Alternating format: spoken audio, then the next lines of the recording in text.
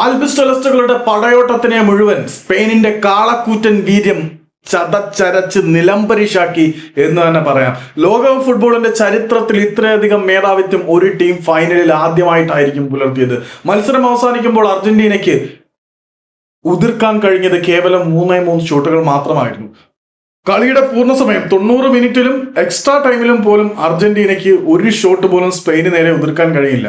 കളി അവസാനിക്കുന്നതിന് അവസാന നിമിഷങ്ങളിൽ 5 മിനിറ്റുകൾക്കുള്ളിലായിരുന്നു അർജന്റീനയുടെ 3 ഷോട്ടുകളും പിറന്നത്. അതിൽ ഒന്നുപോലും ഓൺ ടാർഗറ്റിലേക്ക് തൊടുക്കാൻ അർജന്റീനയ്ക്ക് കഴിഞ്ഞില്ല എന്ന് പറയുമ്പോൾ നിങ്ങൾ ഇന്നത്തെ മത്സരത്തിന്റെ സ്റ്റാറ്റ് എടുത്ത് പരിശോധിക്കുമ്പോൾ ആദ്യ 90 മിനിറ്റിൽ സ്പെയിന്റെ ഭാഗത്ത് നിന്ന് 18ഓളം ഷോട്ടുകളും അർജന്റീനയുടെ ഭാഗത്ത് നിന്ന് ഒരൊറ്റ ഷോട്ട് പോലും ഇല്ല. എക്സ്ട്രാ ടൈമിന്റെ ആദ്യ പകുതി അവസാനിക്കുമ്പോഴും സ്റ്റാറ്റ് അങ്ങനെ തന്നെ. 20 ഷോട്ടുകൾ സ്പെയിൻ എതിർത്തപ്പോൾ അർജന്റീനയ്ക്ക് ഒരു ഷോട്ട് പോലും മുതിർക്കാൻ കഴിഞ്ഞില്ല.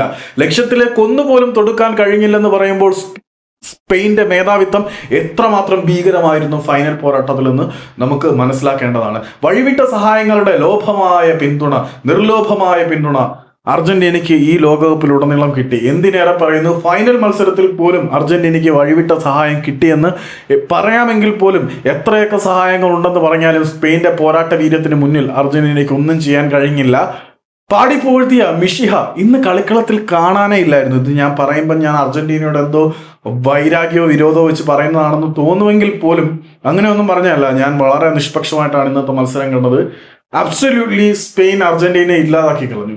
ഇന്നത്തെ മത്സരത്തിൽ ഒരുപക്ഷെ അർജന്റീന വിജയിക്കുമെന്ന് ഞാൻ കണക്ക് കൂട്ടിയിരുന്നു. കാരണം ഇങ്ങനെ പോവുകയാണെങ്കിൽ എമിലിയാനോ മാർട്ടിനസ്, മത്സരത്തിന്റെ തുടക്കത്തിൽ മാർട്ടിനസിന്റെ നിഴലായിരുന്നു നമ്മൾ കണ്ടത്. പിന്നീട് സമയം പോകും തോറും മാർട്ടിനസിന്റെ വീര്യം വർദ്ധിക്കുന്നതും അവസാനം അദ്ദേഹം നടത്തിയ സേവുകളുടെ എണ്ണം ഉണ്ടല്ലോ.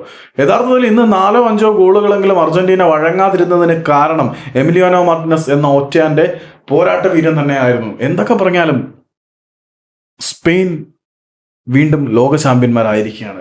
ചാമ്പ്യന്മാരായ രീതിയാണ് ഏറ്റവും കൂടുതൽ അത്ഭുതപ്പെടുത്തുന്നത്. എത്ര മനോഹരമായിട്ടായിരുന്നു അവർ ഫൈനൽ മത്സരം ഡോമിനേറ്റ് ചെയ്തത്. ലോക ഫുട്ബോളിന്റെ ചരിത്രത്തിൽ ആദ്യമായിട്ടാണ് ഒരു ഫൈനൽ മത്സരം ഒരു ടീം ഇങ്ങനെ ഡോമിനേറ്റ് ചെയ്യുന്നത്. ഏതായാലും അർജന്റീനയെ തച്ച് തകർത്ത് ഇല്ലാതാക്കിക്കൊണ്ട് തന്നെ അവർ ഈ ഒരു ലോകകപ്പ് കിരീടത്തിൽ മുത്തമിട്ടിരിക്കുന്നു.